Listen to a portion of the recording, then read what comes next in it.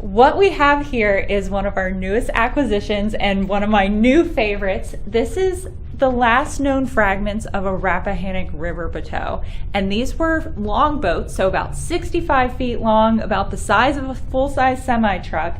And these were used on the canal system of the Rappahannock to move goods closer to the Shenandoah Valley. So as you can see, this is just a small chunk of it. This was uncovered in a drought in the 1950s by historian Randy Carter. Thank goodness he was on the water that day and he happened to know what this was, otherwise it would have been lost. So this is about 20% of what the full thing would have been. These would have carried tons and tons of goods upriver. And the most fascinating part to me is if you actually look at these boards up here, so as you can see, they're close to the top.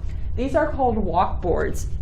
And that's actually how you would propel the boat. So it would be a crew of 3 men. You would have someone on this side, someone on that side, and someone in the back controlling a rudder. And what they would do, and there's actually a depiction of it here, is they would have these long poles and they would stick it into the riverbed and they would walk the length of the boat.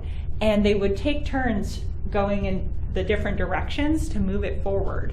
So think of the manpower it took to move all that weight. So Bill Trout, who wrote the Rappahannock River Atlas, did the math.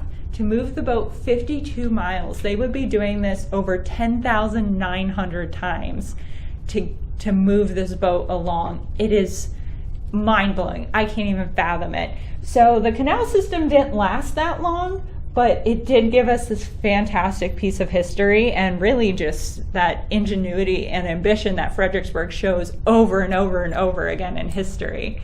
So yeah, that's our Batteau. And they were specifically designed, the width, to fit in these locks. And I actually have a picture of one over on the other panel. So the locks were about 11 feet wide. These guys were about 9 feet wide, so they would squeeze in there to get around the rapids. And it was just far enough where the people on the boat could reach over, open the locks and close them. And so they were so specifically designed with just function in mind. And to look at a picture is one thing. To look at the actual wood and the actual boat is just something. Oh my gosh, yeah. I wish more of the boat pops up. I doubt it will, and they've told me here, they said, I don't know what you're going to do if you find more of it, but it's just the sheer size. And what's really cool is Fredericksburg saw them using these on the James River and the Potomac River, and that's kind of how they got the idea to do it here in the early 1800s. And so to this day on the James River, they hold annual Batteau festivals where they actually take out replicas and you can buy tickets to ride on them, and they kind of share that history and move people up and down. I was actually in contact with the Scottsville Museum, and they're the ones who we got it from, and also from the Fauquier Historical Society. And when they said, hey, are you interested? I said, send me the pictures and the measurements. We'll figure out where to put it. And luckily it did fit. I measured a bunch of times. I wasn't going to let it get away. So we're so excited to have it here because it's such a unique piece of history, the story of the canal.